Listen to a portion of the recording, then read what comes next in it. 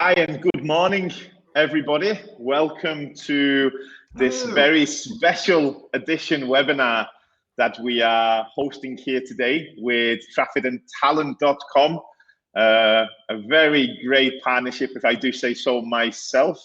For those who don't know, my name is Mick Griffin. I'm head of growth here at Traffit, and I'm joined by two great guests in Anna and Guillaume. Anna, Guillaume, first of all, thanks so much for being here. We're going to get into your great presentations in a second, but maybe we can start. Anna, would you mind just introducing yourself and letting people know what you do here at Traffit?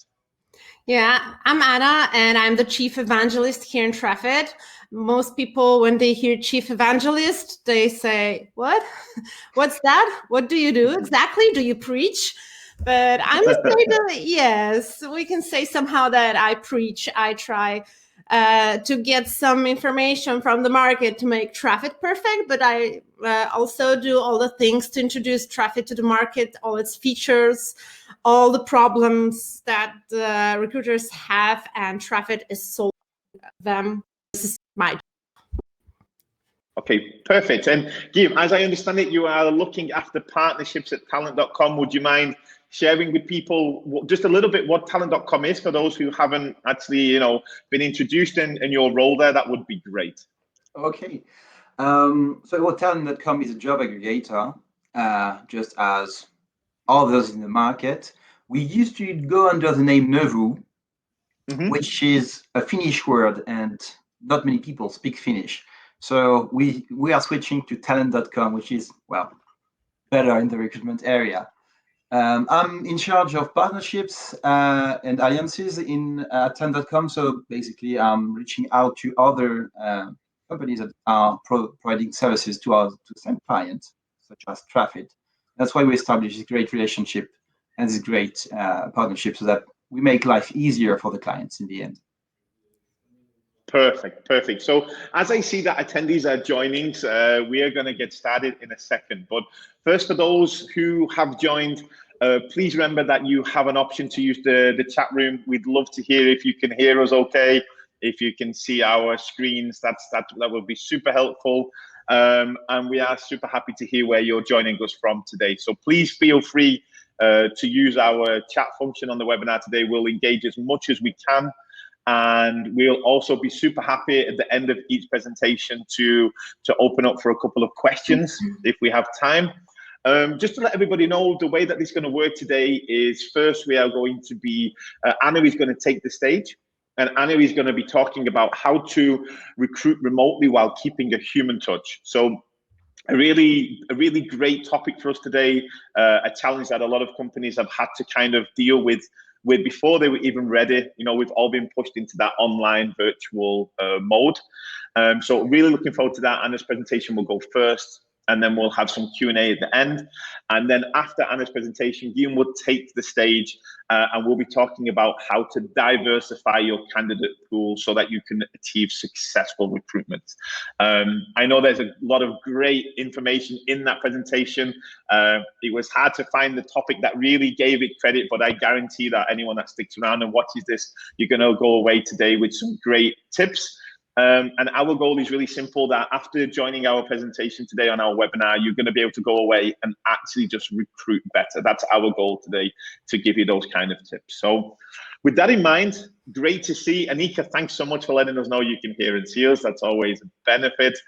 And now without further ado, I'm really happy to pass the screen over to Anna. Don't worry, me and Guillaume are going to be here in the backstage listening attentively. And Anna, thanks so much, and we look forward to hearing your presentation. The stage is yours.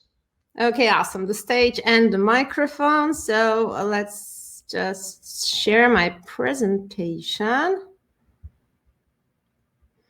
Okay, the title is Remote Recruiting with a Human Touch, but as you mentioned, you use a very good word for that. It's challenge. Why is it a challenge? I asked myself few questions. The first one was, is remote recruiting easier or more difficult? Please try to think about it now and answer by yourself. What tools help you to recruit remotely? And is it possible to keep a great candidate experience and not to lose the human touch when recruiting remotely? Spoiler alert, I think that yes, and I will give you some tips on that. So first, is remote recruiting easier or more difficult? I decided to divide it into 2 columns to list the pros and cons of remote recruiting. The pros are, I called it digital nomads. It's because you have to remember that now the whole world is your talent pool. It's awesome. You don't have to look for candidates that live in your city or near your city because they are interested in a job in a particular location, but you can look everywhere. The next part is comfort. I don't have to tell you that a job interview is very, very stressful. When you can do it at home, you feel much more comfortable, and this is why it's easier for the candidates.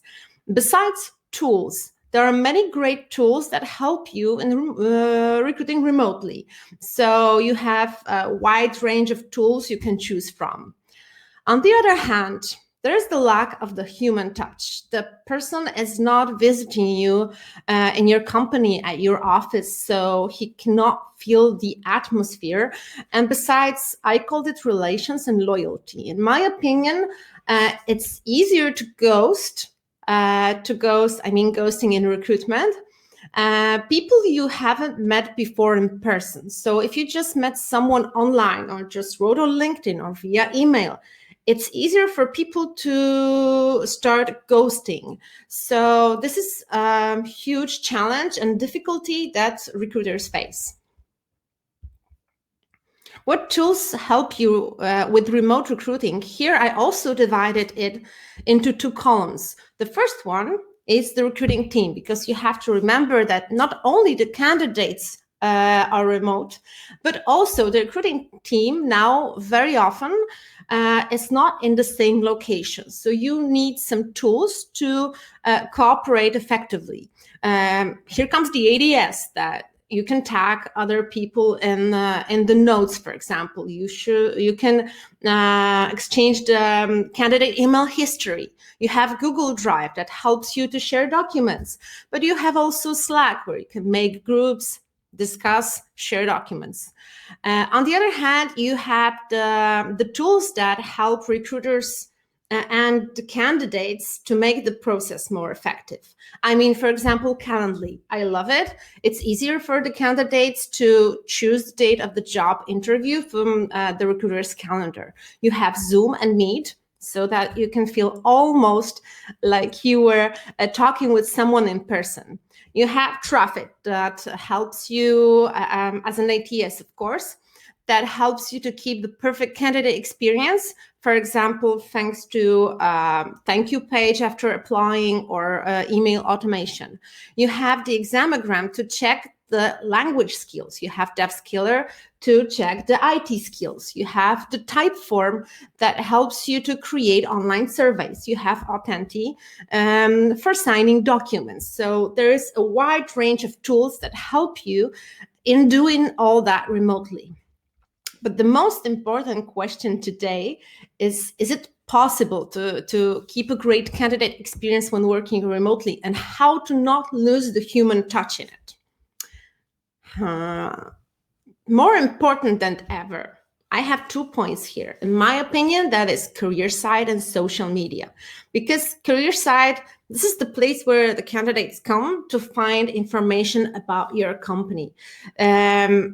Many companies used to just post jobs there and that's it. I can see now, and I really love it, companies sharing more information, like about the company culture, about the workflow of the process. So after how many days they can receive the feedback, and checking the social media, because in social media, you can always find the information that are the latest, because career site is not changed that often, but in social media, you have the information right away. So you should share more information in your social media about your company, working in it, the office, the atmosphere, the culture. It's a great tool to do that. This is an example from Traffit's website, career site. And this is what I love. I mean, no stock photos. I mean, if you decide to use stock photos and you type in team, there's this one lady sitting like this, and most of the companies is using this one particular photo. So every career site you visit, you see the same lady. What I can advise is showing real people. I know that not everyone loves to be photographed, but it's great if candidates can check your website, see who they will be working with, relate somehow to the person, or be able to check, for example, their LinkedIn account to see also the experience of the existing employees. This is the example of a gallery from Traffit career site. And what is very important here, it's honesty. It's showing how the work looks like on a daily basis. You can see here the boss giving the presents at employees' homes. That's true. It really happened. You can see the dogs in the office. You can see team members working, not only sitting by their tables. The next example is actually from the company called Infolet. Recruiters used to be very difficult to reach. And now it's changing, and it's something I also advise doing. I see more and more job ads that include the recruiter's contact. That might be the photo, that might be an email or also phone, but that helps them feel already somehow related to the company. It gives them the opportunity to ask questions if they have any. So recruiters are becoming more and more easy to reach. And this is, in my opinion, a very good way to do it. The next example is one of my favorite. It's Videocontent. And this is an example of Medic Studio company. They create content about working in Medic Studio in general, but also about particular positions. They ask people from this team to talk about their work, the technologies they use, everything that might be helpful for the candidate to feel if they fit there or not. So you have the link, but you can also type in Medic Studio Praca on YouTube to check it. It's really, really awesome. The next idea, Mick, you can recognize the guy on the print screen. This is an example of what we used. It's actually putting a short video about the job in the job ad. As you can see, we didn't use any fancy cameras. We didn't need any budget. You can use QuickTime on your computer just to record a very quick video. It's just the manager talking about the role, saying, come and work with me. This is what we require. This is what we can give you. It's no rocket science. It's really simple. It doesn't need budget, time, etc. But it gives the candidate an opportunity to also feel if it's the place for him or not. The next one, social media, just like I mentioned, this is our team on the Instagram. We put here photos about everyday work, but also describe our employees. And not only from the working perspective, so what they do at work, what's their experience, but also about hobbies. What do they like? What kind of people they are? So that the candidate can feel if he also is fitting here or not. The next example, I really love it. It's Harbingers, and it's a culture book. And this is something I'm also thinking about, because if the candidate comes to your office, he can see the people having small talks in the kitchens, having coffee. You can feel the atmosphere of the place, the culture. But when the person cannot visit the office, he should have a way to understand its culture, its mission, its values. In this example, you have the FAQ, where, for example, you can find the information about the dress code, remote working, working hours, everything that might be important for the candidate to make the decision. Next one I have is a great example of how recruiters are becoming easier to reach right now. It's called speed recruitment. Just like speed dating, you can choose the date and have a quick chat with the recruiter. It can be even 15 to 30 minutes. It's not like a regular job interview. It's like, let's meet, have a remote coffee, and let's talk about an opportunity. So this is a great idea. I really love it, and I think it's very easy to implement. You just need Calendly actually, and you have to just put the link for the candidates to be able to register for the time and date they want. Transparency. I've put this one here because of our Traffit pathways. You can list the mission and values of your company on the website in the culture book, but those can be just plain words. Try to think of something that really proves the values and mission you're talking about. And this is our example. Here in Traffit, one of our core values is we are transparent.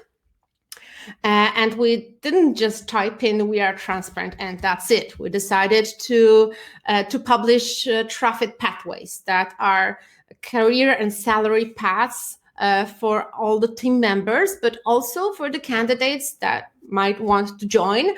So we don't only say about transparency, we are transparent, and we link to Traffit pathways from our website. So everyone that is interested might just check how it works in Traffit to understand what he can get, not only in the next 1 to 3 months, but even 3 years. What I would like you to remember about after all these examples I showed, the first one is definitely no stock photos. Show real people and trying to find ways to show the mission, values, the culture, but not only type them, show them. Images, videos, culture books, speed recruiting, video content, everything that is showing the real people working in your company. You also have to remember that the whole world becomes your talent pool. That's great, but it's the same the other way. So now the candidates also are looking worldwide. They don't have to choose from the 3 IT companies that are in your city. They can work actually everywhere. And you have to think what is so specific about your company, underline it, and try to stand out of the crowd from the thousands, millions job ads that candidates might find, and make them feel welcome and make everything that they can relate to you and feel like already working there even before applying. I hope you liked it. If you have any questions for me, please use the chat. But if you have any questions later on, you can catch me via email on anna@traffit.com. Okay, I can see you guys getting back. Anna, I thought it was great, and if you don't mind, while I can take advantage of being the host for today, I thought I would ask the first question, which is if you had any advice for anyone that was watching today on the fine line or the crossover now that we see between HR and marketing. Yeah, so I think that HR and employer branding, especially, they really, like you said, social media is so important now. I think that candidates are going to go and check out your Facebook page and your Instagram before they apply. How in maybe even in Traffit, or if you know of any good experiences, like I guess that, marketing feel like they own the social media for a brand. How can HR kind of go to marketing and say, hey, listen, can we have some control here? Can we have some input? Do you have any advice on that kind of topic? The first way is try to bribe them with sweets. But that doesn't always work because many people are on diet right now. So a very good idea, and I see it more and more often, is that the HR team gets their own social media. So you have, for example, Netto, the shops, right? You have Netto as the front page, and you have work in Netto as a separate front page.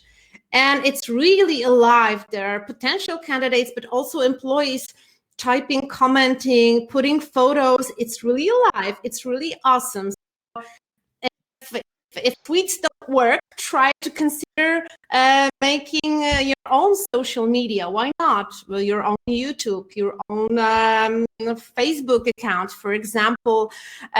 Try to be able to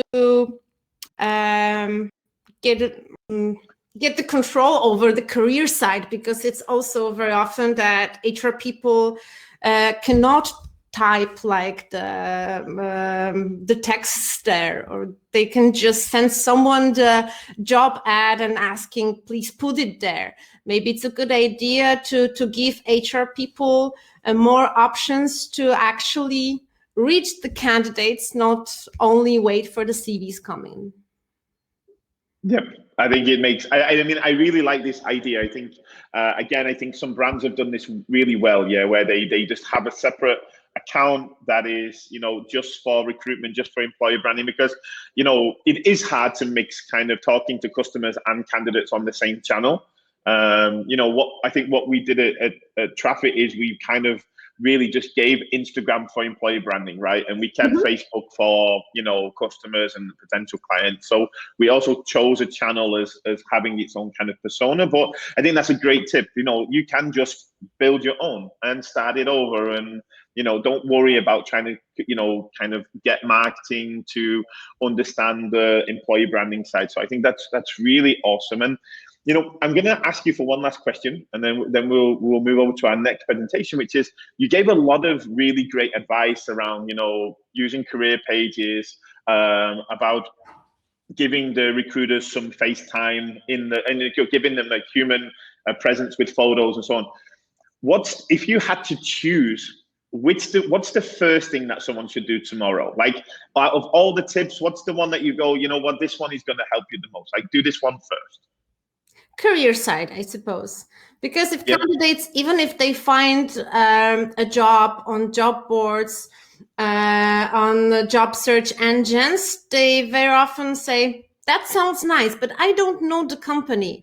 And candidates are more and more aware of what are they looking for. They don't want to just have a job and a salary. They want to work in a company that has the mission, values, etc., that are compatible with what they think. So it's not. I would, as a candidate, the first thing I would do, I would try to find the career side. This is why I always advise that even if you are not recruiting at the moment, keep the career side visible. So I would start from that and then think about social media a bit more. Perfect. I think it makes a lot of sense. Again, if you're applying for a job that might be 5,000 miles away, you need to build trust in the brand, right? So you're not always going to have the ability to talk to someone in real time. So I think it's a great tip. And I mean, these things are scary. Yeah, a lot of the time we think how we're going to host a website and so on, but sometimes these things are easier than you think. So Anna, thank you so much for that presentation. It was great. If for people that are watching, don't worry if you're not making notes quick enough. This will be a recorded session as well. You'll get access later, because that was really some really great tips and advice to take. So Anna, thank you so much. I'm sure people are going to reach out to you on LinkedIn after the webinar. So that's great. And now I have the pleasure of passing the presentation, the screen, the stage over to Guillaume. Guillaume, thanks so much for being patient. You have a tough act to follow there with some great tips. But thank you so much. And the stage is yours. Thanks, Mick. Thanks, Anna, for all the tips. I'd love to go back to the list of the tools you've mentioned, because there are many, many ones that I don't know very, very useful to the daily life and in the recruitment, especially in the recruitment work life. So something I will dig in later, definitely. Thanks. I'll start sharing my material as well. Okay, that ready? Perfect. Thanks for being there today, to the audience. Today we're going to talk about, after this session about remote recruiting, we're going to talk about how diversifying your candidate sources can be a key to success and accelerate your recruitment processes. First of all, well, we discussed a bit earlier with Mick about why I am here today. We created an integration, a partnership with Traffit recently.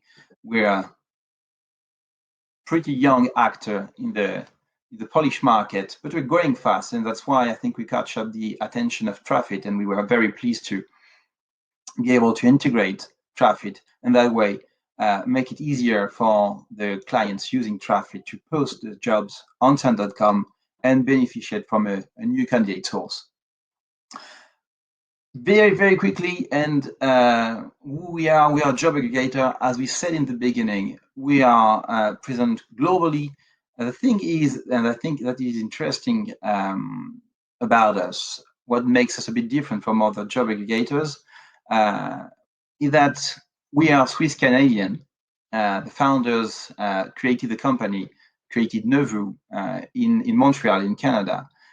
Two of them are Swiss, one is from Canada, and it gives really the culture to the company and to the way we do business. And recently we were given the nickname the Nice Indeed, and I really appreciate it, and I think it gives a bit the sense of who we are, because being created by Swiss people and Canadian people, it gives you the way that we are a little less conflictual maybe and less aggressive than an American-based job aggregator, for example.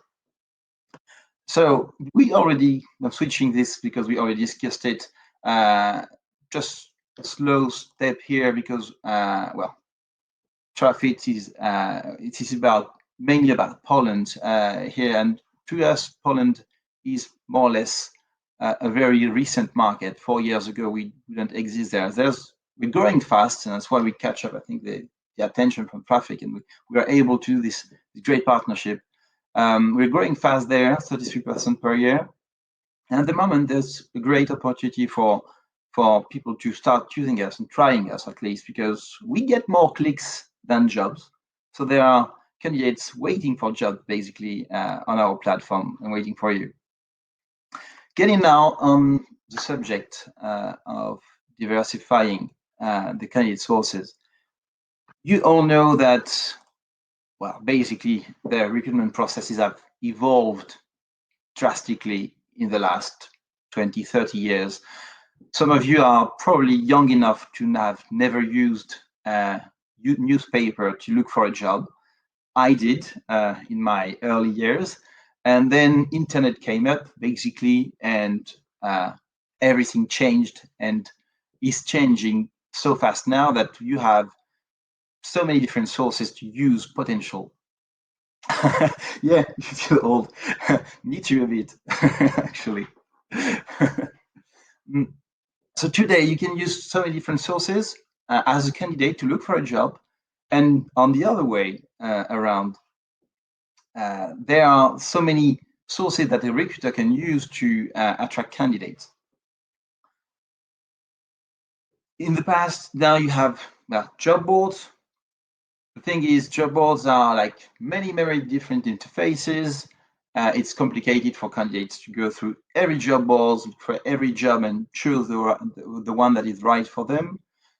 And that's why then, after the job boards were created, the aggregators came to be. The idea was to create a one-stop shop, a platform where a candidate can find all the jobs, more or less trying to create the Google of job ads. And This has given like a big opportunity to the market to be able to advertise and find candidates in new ways. Now the thing is, with all these different sources, even now I heard like recently TikTok was even used as a social media to target candidates and have applications, which is, I think, great and very, very a very direct way to connect with young ones. Now the thing is, the game is hard. I think Poland is definitely aware of that. For example, in the IT market, where Poland is strong, there are candidate scarcity. Now we're looking for skills that are maybe not even in the market. There is high competition between the different companies to hire the right people at the right cost at the right moment. It's not easy. The value of the recruitment industry, it grew up in 2017. The value of the recruitment market was $215 billion a year, and it's going to go above 330 billions by 2025. So that, I think, with that much money involved, with that many different sources in the market, that gave to the recruiter a new task, and maybe the recruiters weren't used to that before. A new task that they are given a budget and they are being accountable for it. They need to prove how it performed, how did they spend their budget, how did it perform, and why are they going to keep investing the same way, or should they try spending their budget differently? That's why we're saying, well, there are many, many options. So maybe do not rely on just one source, diversify, and the most important thing is like monitor how it's performing. Why you should do that? Well, they are the great example. In the industry, basically we are all trying to acquire candidates, whether we are a candidate traffic source, just as 10.com or Monster or Indeed, or a client. We're trying to acquire a candidate and we're trying to deliver them to our clients. In my case, for 10.com, the direct companies, the staffing companies are our clients.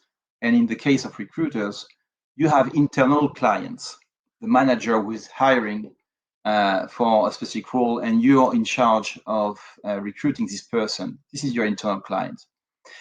I would like to illustrate how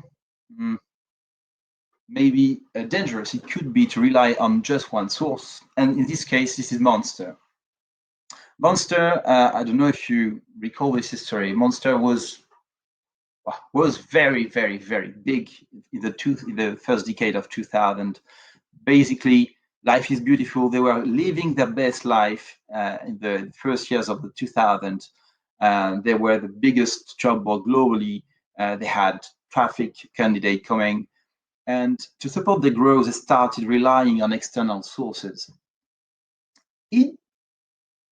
Slowly, it grew up into being dependent to external sources, and specifically being dependent to Indeed.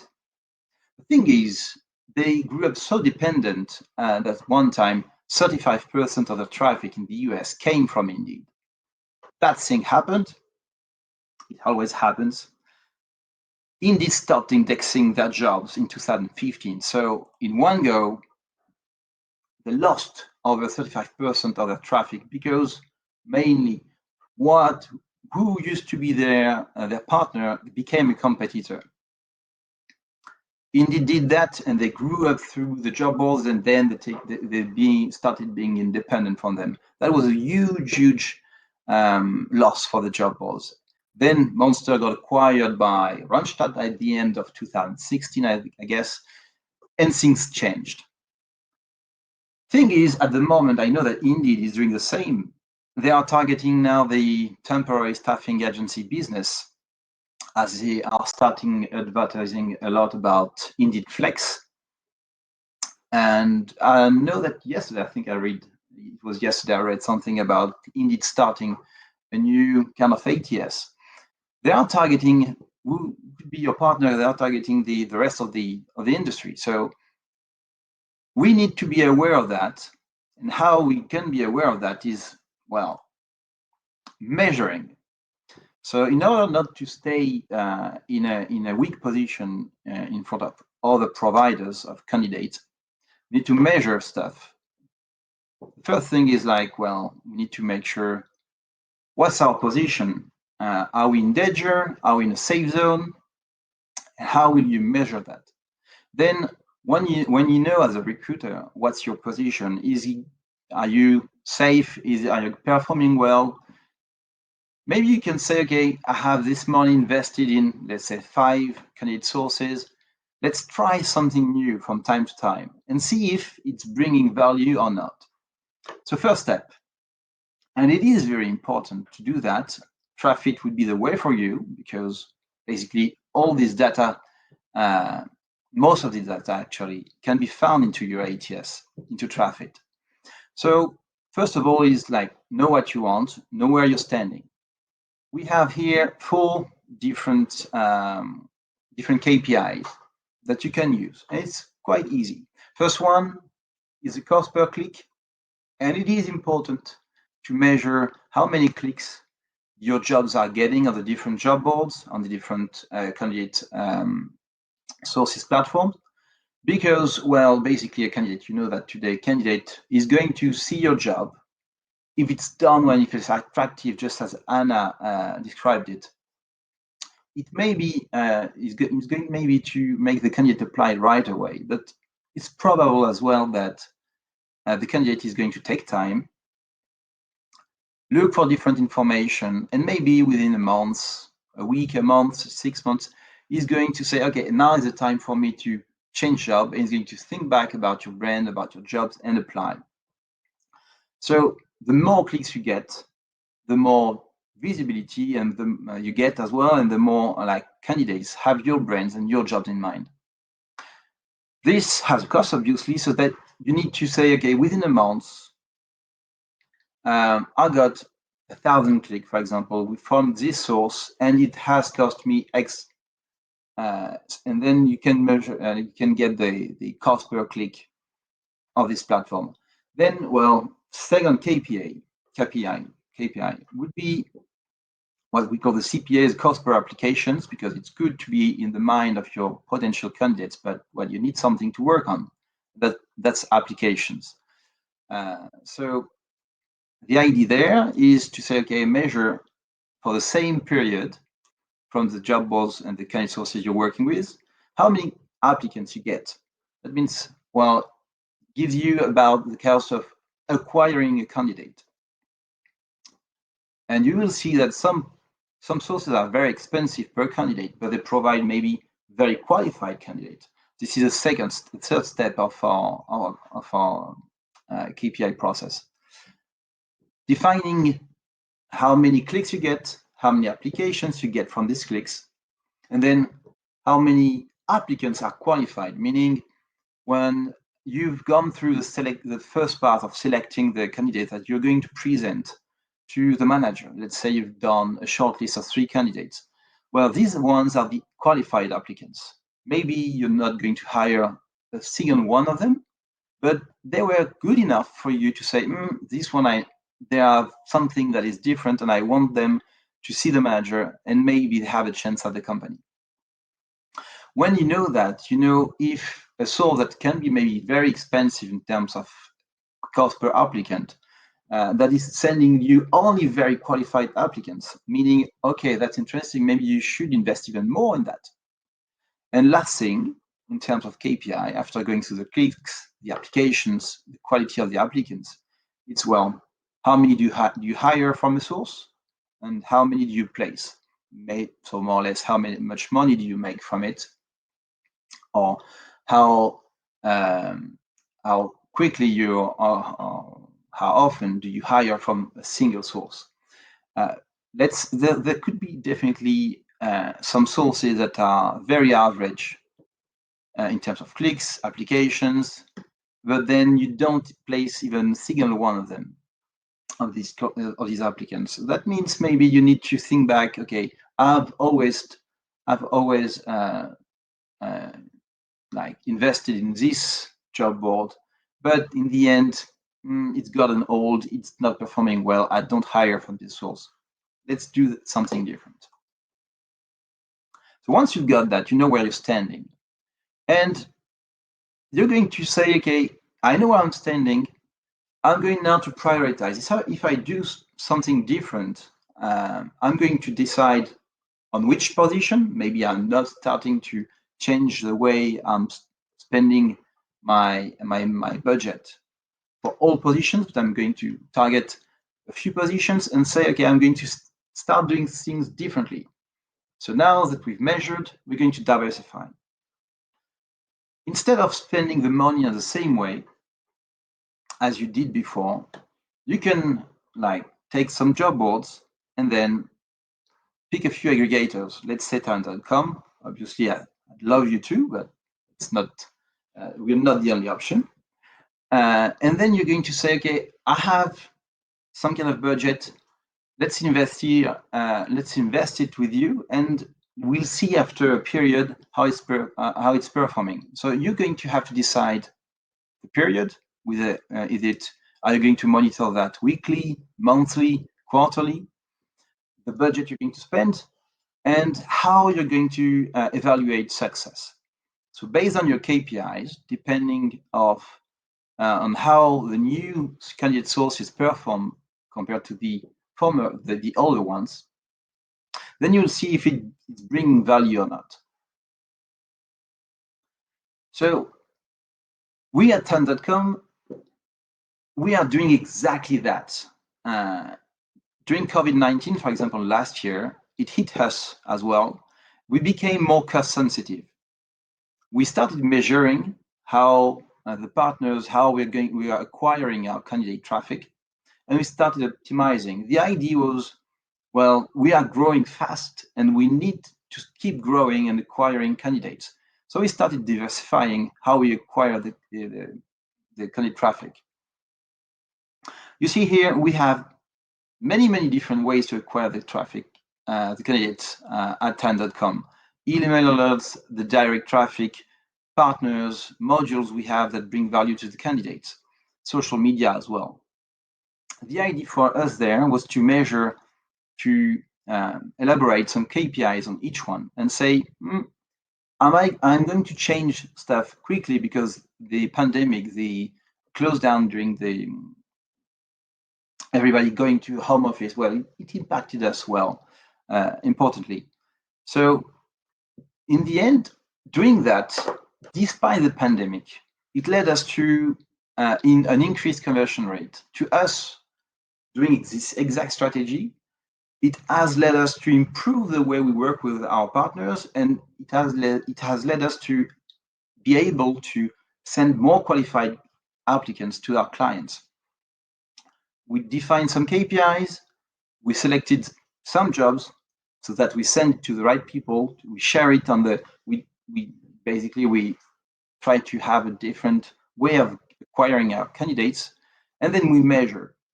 The idea in the end for us that, like for example, in Poland, we are able to improve our conversion rate, meaning how many clicks convert to applicants to the clients. We are able to improve by 15%, despite the pandemic. So basically, I'm getting to the end. I hope it's been clear enough. But the key takeaway for me today, what I would love you tomorrow to start doing is just take time on and think about how you're spending your budget. Evaluate, take some 3-4 KPIs that are easy to have, and then challenge that. Change the status quo on some positions and try diversifying. It's just exactly the same as when you're investing money on the market. You don't want to rely on just one source, one company. If the company fails, goes bankrupt, you lost all your money. And then when you diversify it, well, the good performance of a company will make you not suffer from the loss of the other capital. Then so evaluate, diversify, and then measure, monitor how it's impacting you, and then reiterate. Do that again and again and again, because, well, the recruitment industry is evolving very fast. It changes a lot. The balance between the different actors is changing, and you need to adapt to that. If you have any questions about that, feel free to reach me through my email.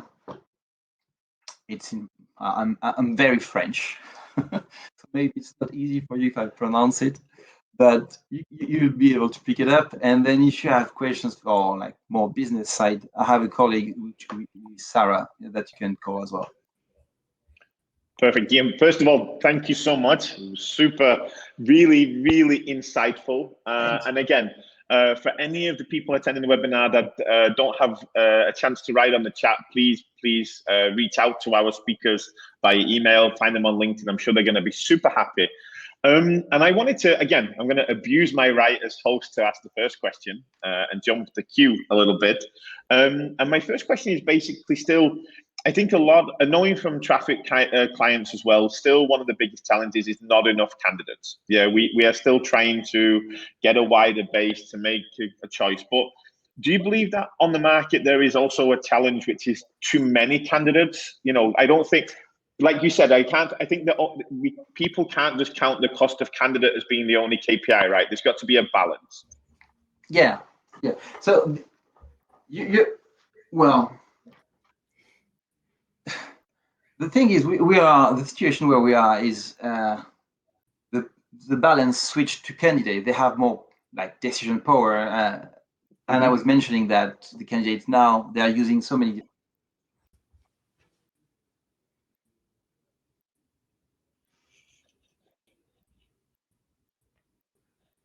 Oh, I think we might have lost Guillaume for a second. Oh, there we go. You're back, buddy. Yeah.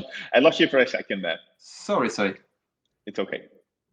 No, the idea is too many candidates. Well, if you're getting too many candidates, maybe it's because you're posting too much, or your application process is not refining enough the kind of profile you're looking for. I usually have, we usually face clients saying only looking at cost per applications, which is not the end of it, because in the end you could have lots of applicants, a very, very low cost to acquire an applicant, then not hire a single one because it just don't fit your culture, it just don't fit the requirements. So going into like a deeper vision of how the sources are performing is definitely going to be useful for you, because maybe a source that is very, very expensive in terms of quantity of cost per applicant is just the single one, not the single one, don't rely on one, but the ones you should invest more and maybe negotiate a better price with more volume, because they are just the best in terms of quality. Yeah, I mean, this is, so when we were trying to calculate ROI in Traffit, one side was like, oh, great, let's get that lower cost per candidate, cost per application. But then, you know, on the other hand of that scale, you have to then obviously count the time of your recruiters and HR team, right? So if there's so many candidates that their time starts to be more and more taken up. So I think, like you said, like the perfect balance between getting the right number of candidates, but then I really like the KPI you mentioned, which was quality of candidate, like the quality of the candidate, or the right match of the candidate. So I think this is a great KPI that I think even at Traffit we will take away and we'll talk about this week with our HR team. And Anna, I think you had a point or a question. I saw it's good. I had a question. I just want to interrupt. First, thank you very much for underlining the importance of diversifying traffic sources, because just like you said, when you rely on one and it stops, you don't have anything. Besides, you have to remember about the job applications. It's not like every source is perfect for every role. You have to check and use the best traffic source for this particular role. So this is really important. But my question is about something else. I read the research lately showing that the candidates are browsing the jobs more often on mobile devices. And it's now like 70 or even more % of the views of the jobs in the job search engines is from mobile devices. Did you also notice this trend that people prefer to look for jobs on mobile devices? Definitely, this is a big trend. This is very important as well for clients to take into consideration.